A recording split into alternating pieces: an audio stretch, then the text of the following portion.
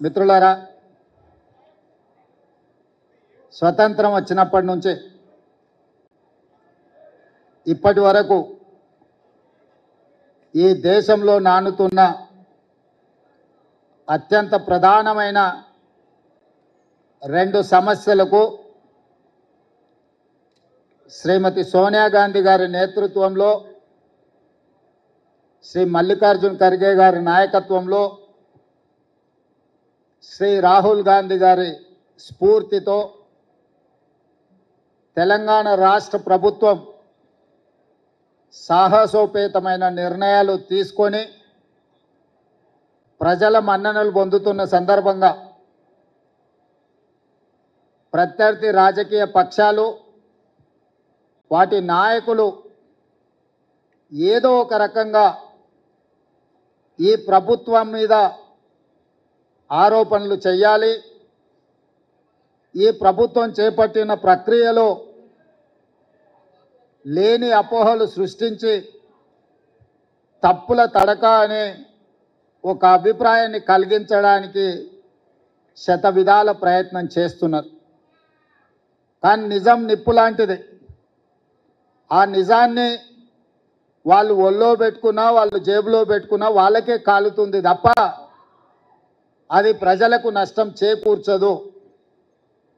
అందుకే ఈరోజు భారత్ జోడో యాత్ర సందర్భంగా మన నాయకుడు కన్యాకుమారి నుంచి కశ్మీర్ వరకు మండు టెండల్లో, మంచు కొండల్లో 150 రోజులు 4000 కిలోమీటర్లు పాదయాత్ర చేస్తూ కర్ణాటక రాష్ట్రం నుంచి తెలంగాణకు తెల్లవారుతుండగా కృష్ణానది మీద నుంచి రాహుల్ గాంధీ గారు తెలంగాణకు మహబూబ్ నగర్ జిల్లాలో మొదటి అడుగు పెట్టింది. ఆ రోజు వారు స్పష్టంగా ఈ జాతులకు, ఈ సమాజానికి ఒక స్పష్టమైన మాట ఇచ్చిండు. మీరు కాంగ్రెస్ పార్టీకి అండగా నిలబడి కాంగ్రెస్ ప్రభుత్వాన్ని ఏర్పాటు చేయండి.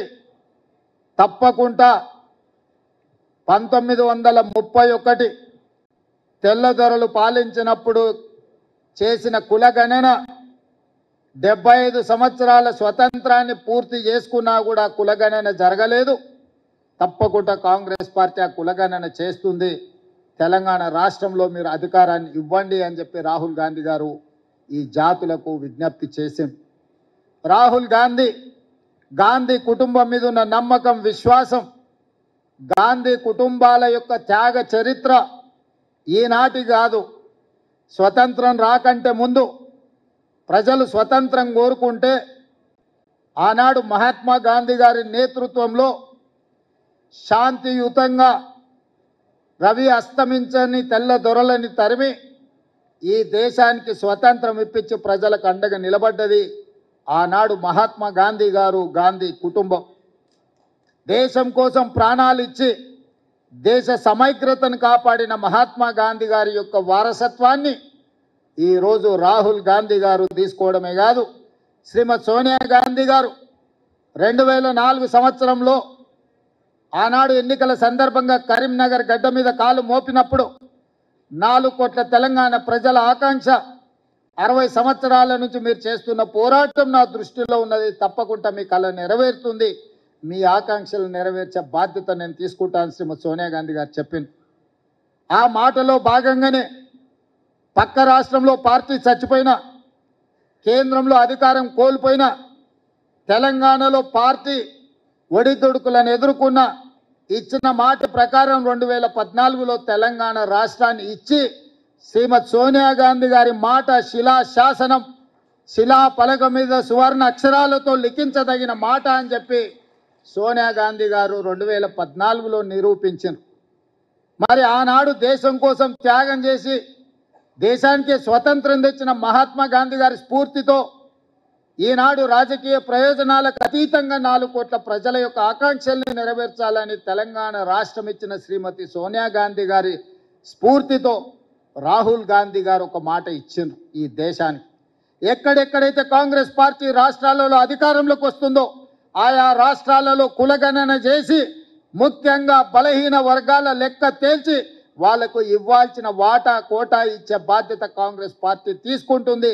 కేంద్రంలో ప్రభుత్వం ఏర్పాటు చేసి రాజ్యాంగాన్ని సవరించి 50% రిజర్వేషన్ల నిబంధనను తొలగించి బలహీన వర్గాలకు రిజర్వేషన్లు పెంచడమే కాదు, వాళ్ళ జనాభాను లెక్కగట్టి దామాష ప్రకారం నిధులను కేటాయిస్తామని రాహుల్ గాంధీ గారు మాట ఇచ్చింది. మరి అంత త్యాగాల వారసత్వాన్ని తీసుకున్న రాహుల్ గాంధీ గారు మాట ఇస్తే ఆ మాటను నిలబెట్టాల్సిన బాధ్యత ఆనాటి పిసిసి అధ్యక్షుడిగా నా మీద, ఆనాటి సిఎల్పి నాయకుడిగా బట్టి విక్రమార్క గారి మీద ఉన్నది. అందుకే మేమిద్దరం ప్రభుత్వం ఏర్పడిన తర్వాత చాలా సందర్భాలలో చర్చించి దీన్ని పారదర్శకంగా ప్రజలకు అందుబాటులోకి తీసుకురావాలని ఆలోచన చేసినాం. శాసనసభలో పెట్టినాం, చర్చలు చేసినాం, మంత్రివర్గ ఆమోదం తీసుకున్నాం, మంత్రివర్గ ఉపసంఘాన్ని వేసినాం. మంత్రివర్గ ఉపసంఘానికి కూడా నిష్పక్షపాతంగా నిబద్ధతతో పనిచేయగలిగిన వాళ్ళు ఉండాలి అని ఆ ఉపసంఘానికి అధ్యక్షుడిగా అత్యంత సుదీర్ఘకాలం పిసిసి అధ్యక్షుడిగా పనిచేసిన ఉత్తమ్ కుమార్ రెడ్డి గారిని చైర్మన్గా పెట్టి అందులో ఉమ్మడి రాష్ట్రంలోనే ఉప ముఖ్యమంత్రిగా పనిచేసి ఎస్సీ ఎస్టీ సప్లైని అమలు చేసిన పెద్దలు దామోదర్ రాజనరసింహ గారిని, అదేవిధంగా శ్రీధర్ బాబు గారిని, పొన్నం ప్రభాకర్ గారిని, సీతక్కను, వీళ్ళందరినీ కూడా అందులో సభ్యులుగా చేర్చి దాన్ని పూర్తి స్థాయిలో సాంకేతికంగా న్యాయపరంగా వివిధ రాష్ట్రాలలో ఏం జరుగుతుందో గమనించి, అది బీహార్ కావచ్చు, హర్యానా కావచ్చు, కర్ణాటక కావచ్చు, ఇతర రాష్ట్రాలలో ఆ ప్రభుత్వాలు ఆ పార్టీలు చేసి విఫలమైన విషయాలను కూడా పరిగణలోకి తీసుకొని ఈ కులగణన మీద ఒక నిర్దిష్టమైన ప్రణాళికను రచించి దాన్ని ప్లానింగ్ డిపార్ట్మెంట్కి అప్పచెప్పి దాదాపుగా 95,000 మంది ఎన్రోలర్స్ని 9,500 మందిని వీళ్ళ మీద సూపర్వైజ్ చేయడానికి మొత్తం దాదాపుగా 104,000 మంది ప్రభుత్వ అధికారులను, ముఖ్యంగా జనగణన చేసే టీచర్లందరినీ కూడా సంఘాలతో ఉప ముఖ్యమంత్రి గారు మాట్లాడి ఆ సంఘాలను ఒప్పించి వాళ్ళందరినీ కూడా ఈ కార్యాచరణలో భాగస్వాములను చేసి 150 ఇళ్లను ఒక యూనిట్గా 95,000 యూనిట్లు దాదాపుగా చేసి ప్రతి యూనిట్కి ఒక ఎన్రోలర్ను పెట్టి ఆ ఎన్రోలర్ కూడా రోజుకి 8 నుంచి 10 ఇండ్లు మాత్రమే. ఎందుకంటే 150 ఇండ్లు 2 రోజుల్లోనో 3 రోజుల్లోనో 4 రోజుల్లోనో చేయమంటే హడావిడిలో తప్పులు జరుగుతాయన్న ఆలోచనతోటి 3 రోజులు ఆ 150 ఇండ్లకు ప్రతి ఇంటికి ఒక స్టిక్కర్ అంటించి మొదట ఆ ఇండ్లను గుర్తించే కార్యక్రమం చేసినాం.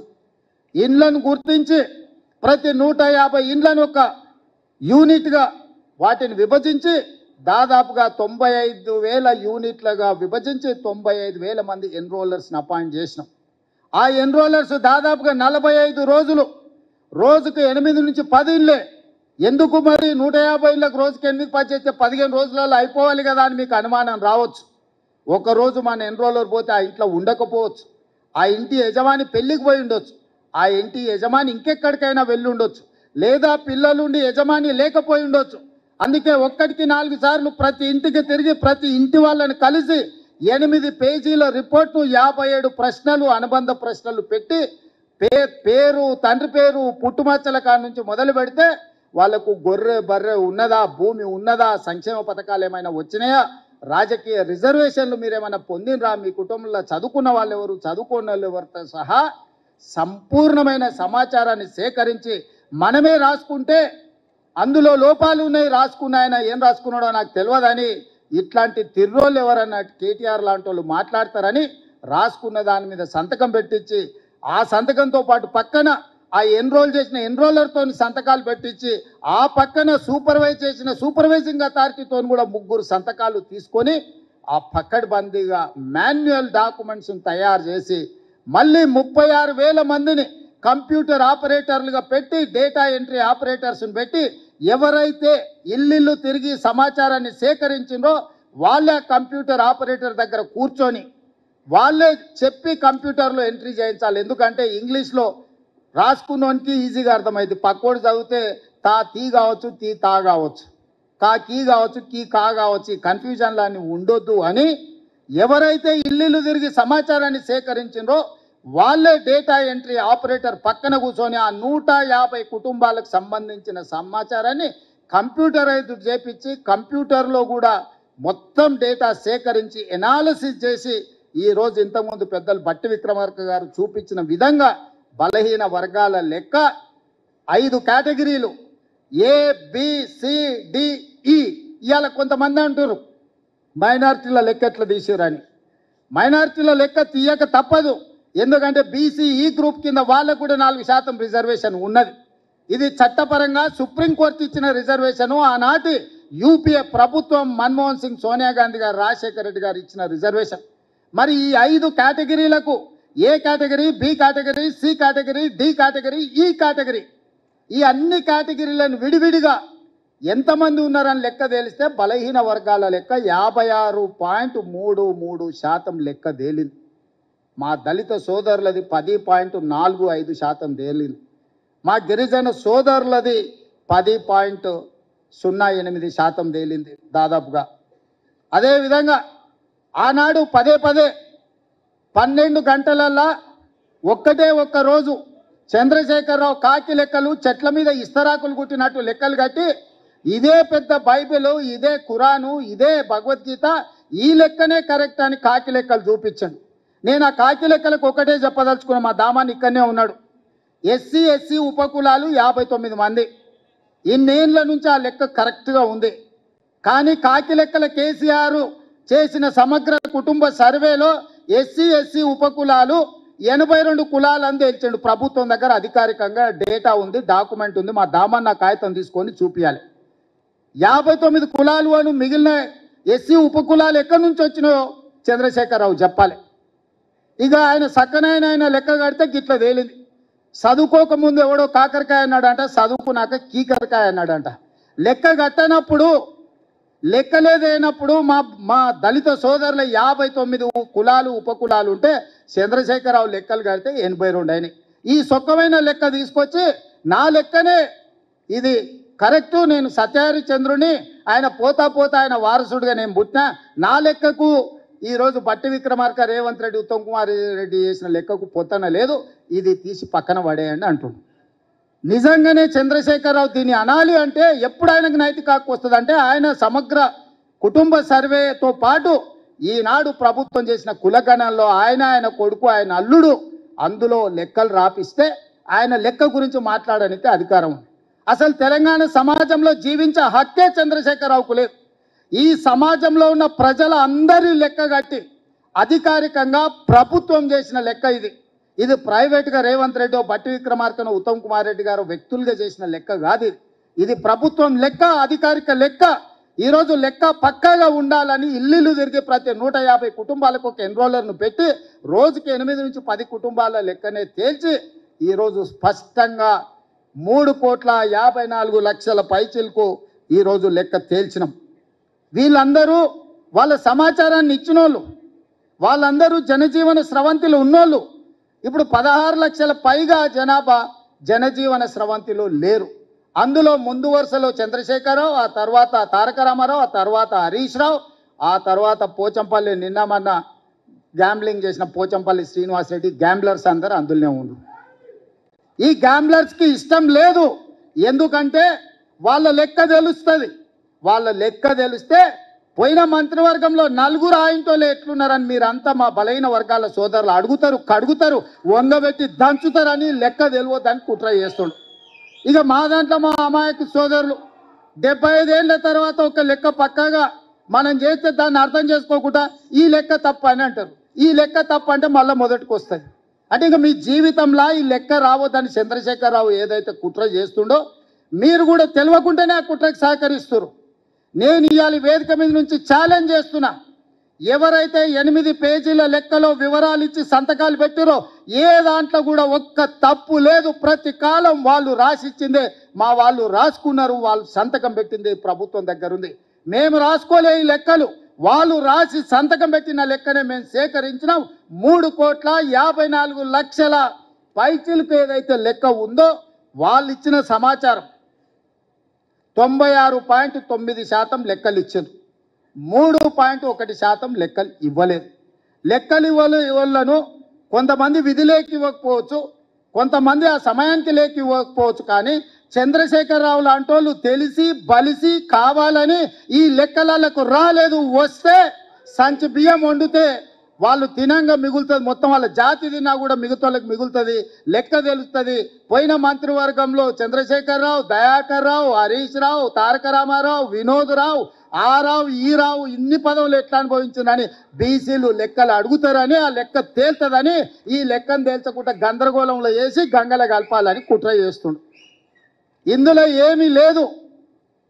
చంద్రశేఖరరావు మాయ మర్మమే ఉంది. లెక్క తేలితే వాళ్ళెంతో వాళ్ళకంత, అంటే వాళ్ళకి వార్డు మెంబర్ కంటే పైన ఏ పదవి రాదు. ఆ కుటుంబానికి ఏమి ఇయ్యనికనే ఉండదు. ఇవాళ రేవంత్ రెడ్డి నువ్వు కూడా రెడ్డి ఉండొచ్చు. అప్పుడప్పుడు ఒక ఆయన అంటుంటాడు, ఈయననే ఆఖరి, ఈయననే చివరి, ఈయననే మొదటని. నాకేం పర్వాలేదు, చూపిస్తా. 50% పైగా బీసీలను ఎందుకు చూపిస్తానా? మమ్మల్ని కూడా 15-20% లెక్కలు చూపిస్తుంటే దొంగ లెక్కలే రాయ మొదలు పెడితే ఇట్లెందుకు రాస్తాము? సంఘానికి అధ్యక్షుడిగా ఉన్నది ఉత్తమ్ కుమార్ రెడ్డి గారు. వాళ్ళు దేశ్ముఖ్ల కుటుంబం, 1000 ఎకరాల భూములు ఉన్నోళ్ళు. ఈరోజు ఇందులో ఉన్న దామన్న 2వ తరం నాయకుడు. మేమందరం కూడా నాయకుడిచ్చిన మాటకు కట్టుబడి మొదటి సంవత్సరంలోనే ఇది చేసినాం. ఏ రాష్ట్రంలో అయినా ఎవరైనా చేసిందా మీరు ఆలోచన చేయండి సోదరులారా. ఇవాళ మా చిత్తశుద్ధిని కాంగ్రెస్ పార్టీ నిర్ణయాన్ని తప్పుదోవ పట్టించి బలహీన వర్గాలకు శాశ్వతంగా అన్యాయం చేయాలని ఆలోచన చేస్తూ కొన్ని సంఘాలు వచ్చినాయి.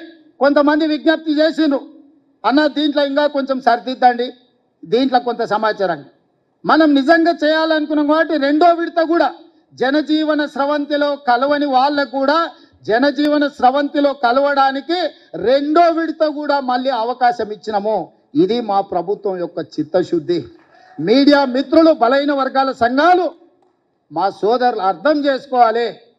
ఈరోజు దీన్ని తప్పు పడితే శాశ్వతంగా మీరు నష్టపోతారు. మిమ్మల్ని నష్టపరచాలి అని ఒక పక్కన మోడీ, ఇంకొక పక్కన కేడీ ఇద్దరు ప్రయత్నం చేస్తున్నారు. ఈ లెక్క పక్కాగా తేలితే రేపు ఢిల్లీలో రాహుల్ గాంధీ గారు ఈ లెక్క మొన్ననే పార్లమెంట్లో బడ్జెట్ సమావేశాల సందర్భంగా నరేంద్ర మోడీని రాహుల్ గాంధీ గారు నిలదీశాడు. మా ప్రభుత్వం తెలంగాణ రాష్ట్రంలో బీసీ కులగణన చేసింది, దేశ జనాభా మొత్తాన్ని అన్ని జాతుల లెక్క తేల్చింది మోడీ, దేశం మొత్తం నువ్వెందుకు చేయమని మోడీని నిలదీసిండు. కాబట్టి బీజేపీలు భయపడి ఈరోజు కుట్ర చేసి మోడీ మెడలు వంచుతాడు రాహుల్ గాంధీ అనే భయానికి ఈ లెక్కను తప్పుల తడకగా చూపించి కోల్డ్ స్టోరేజ్లో పెట్టాలని వాళ్ళు ప్రయత్నం చేస్తారు. ఈ లెక్క తేలితే తమ సంగతి అసలు బండారం బయటపడుతుందని చంద్రశేఖరరావు గారు దీన్ని ఇంకొక పక్కన అదే చేస్తారు. వీళ్ళిద్దరు ఒకే రకంగా ఆలోచన చేస్తారు. ఈడున్న వేదిక మీద ఉన్న మిత్రులకు, కింద ఉన్న వాళ్ళకు ఒక విషయం చెప్పాలి. మోడీ గారు నేను బీసీని అంటాడు. మోడీ గారు వాస్తవంగా బీసీ కాదయా, లీగల్లీ కన్వర్టెడ్ బీసీ.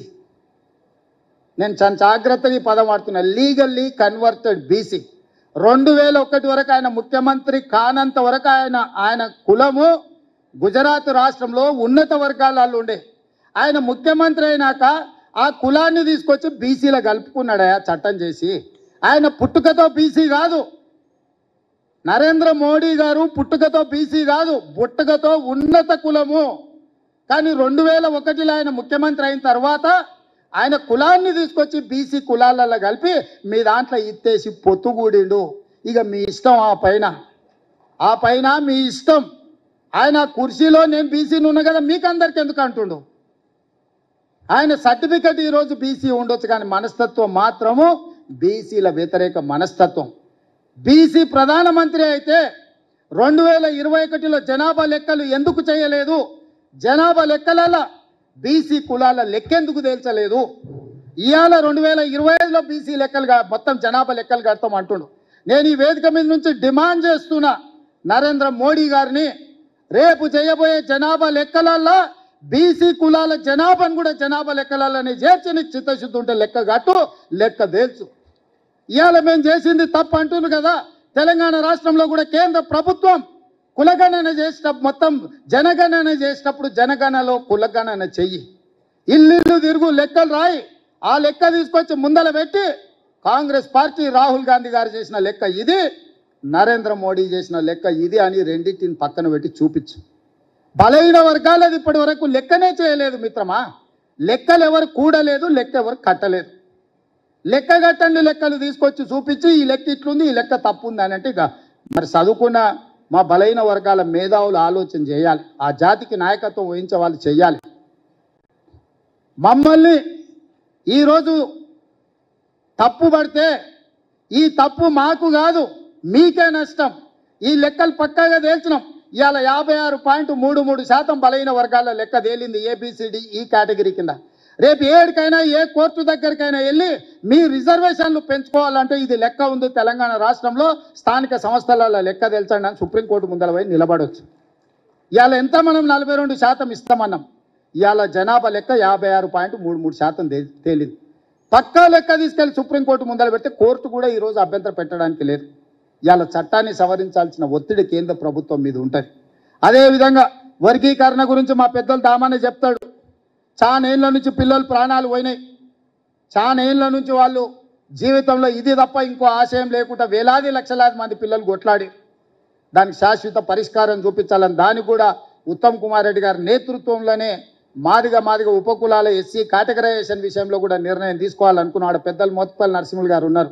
నాకు తెలిసి పెళ్లి కాకముందే ఆయన యూనివర్సిటీ నుంచి ఎమ్మెల్యే అయ్యాడు. నాకు తెలిసి ఆ రోజు నుంచి ఈ రోజు వరకు ఈ సమస్యను ఏదో పరిష్కారం చూపించాలని చాలా ఏళ్ళ నుంచి చేస్తుంది. ఇవాళ శాశ్వతంగా పరిష్కారం చూపించినాం. మొత్తం 15% SC రిజర్వేషన్లో 9.75% మాదిగ ఉపకులాలకు వస్తే 5.25% మాల ఉపకులాలకు వచ్చింది. ఇక దీన్ని కూడా ఎవరో ఒకరు తప్పు పట్టాలి, దీన్ని ఏదో ఒక రకంగా తప్పుదో పట్టించాలని కొంతమంది మిత్రులు చేస్తారు. ఇట్లాంటి దీంట్లల్లా పడకండి. ఎందుకంటే ఏ రాష్ట్రం, ఏ ముఖ్యమంత్రి, ఏ పార్టీ చేయని సాహసోపేతమైన కార్యక్రమాన్ని మన ప్రభుత్వం చేసింది. నా మంత్రివర్గ సహచరులు, నా శాసన సభ్యులు అండగా నిలబడి మంత్రివర్గంలో ఆమోదించి శాసనసభలో దాన్ని తీర్మానం చేసి రేపు చట్టాన్ని చేయబోతున్నాము. ఇంత గొప్ప లక్ష్యం ముందు చిన్న ఆరోపణలు చేస్తే వాటి వైపు చూడకండి. ఇంత గొప్ప నిర్ణయం ఈ దేశంలోనే జరగలేదు. తెలంగాణ రాష్ట్రం ఎంత ముఖ్యమో ఇవాళ ఈ దేశంలో ఈ రెండు సమస్యల పరిష్కారం కూడా అంతే ముఖ్యం. అంత శాశ్వతమైన సమస్యను, శాశ్వతమైన పరిష్కారాన్ని ఈరోజు మనం చూసుకున్నాం. అందుకే మిత్రులారా, ఎవరు మాట్లాడినా ఛాలెంజ్ చేయండి. ఏ లెక్క తప్పుందో, ఏ వార్డులో తప్పుందో, ఏ ఇంట్లో తప్పుందో లెక్క చెప్పమని చెప్పుంది. ఇవాళ రానోళ్ళు బయట ఉన్నారు. వాళ్ళు ఇందులోకి వస్తే వాళ్ళు బీసీలు కావచ్చు, వాళ్ళు ఎస్సీలు కావచ్చు, మైనారిటీలు కావచ్చు, ఎవరైనా లెక్క ఆటోమేటిక్గా పెరుగుతుంది. లెక్క కట్టిన వాళ్ళు 3.1% బయట ఉన్నారు. లెక్క కట్టిన వాళ్ళు 96.9% లెక్కలలో ఉన్నారు. లెక్కలకు వచ్చిన వాళ్ళు దాంట్లోనే శాతం ఇచ్చినాం. లెక్కకు రానోళ్ళు ఇందులోకి వస్తే ఆటోమేటిక్గా బీసీలు పెరగడానికి అవకాశం ఉంటుంది, ఎస్సీలు పెరగడానికి అవకాశం ఉంటుంది, మైనారిటీలు పెరగడానికి అవకాశం ఉంటుంది. దీన్ని మళ్ళా రెండో విడత ఏదైతే అవకాశం ఇచ్చినామో ఈ అవకాశాన్ని సద్వినియోగం చేసుకోండి. జనజీవన స్రవంతిలో కలవండి అని చెప్పండి. మా బలైన వర్గాల సోదరులకు, సంఘాలకు నేను విజ్ఞప్తి చేస్తున్నా. చంద్రశేఖరరావు ఇంటి ముందల, హరీష్ రావు ఇంటి ముందల, తారక రామారావు ఇంటి ముందల మేలుకొలుపు డప్పు కొట్టండి. మేలుకొలుపు డప్పు కొట్టండి. వాళ్ళు లెక్కలకు రాకుండా ఉన్నంత కాలం ఈ లెక్క తప్పు అని చెప్తారు. వాళ్ళని లైన్లో నించోబెట్టి లెక్కలకు తీసుకురండి, లెక్క కట్టండి. అప్పుడు లెక్క పూర్తిగా తేలుతుంది. లేకపోతే సామాజిక బహిష్కరణ అనే శిక్ష విధించండి వాళ్ళకు. ఇవాళ ఈ బలైన వర్గాల ఈ జనాభా లెక్కలల్లో కేసీఆర్ కుటుంబం నమోదు చేయించుకోకపోతే సామాజిక బహిష్కరణ అనే వాళ్ళకు శిక్ష. ఆ సామాజిక బహిష్కరణ చేయడానికి మీరు అందరు సిద్ధమా? అన్న వాళ్ళు గట్టిగా చెప్పండి, సప్పట్లు కొట్టి చెప్పండి. ఈ కులగణన సర్వేలో పాల్గొనకపోతే, వివరాలు అందించకపోతే తెలంగాణ సమాజం నుంచి చంద్రశేఖరరావును, తారక రామారావును, హరీష్ రావును సామాజిక బహిష్కరణ చెయ్యాలని ఈ సమావేశంలో నేను తీర్మానం ప్రవేశపెడుతున్నా. మీరు పెద్ద ఎత్తున సప్పట్లు కొట్టి ఆమోదించండి. మీడియా మిత్రులకు, ముఖ్యంగా టీ న్యూస్ వాళ్ళకు, గుమస్తా తెలంగాణకి ఇదంతా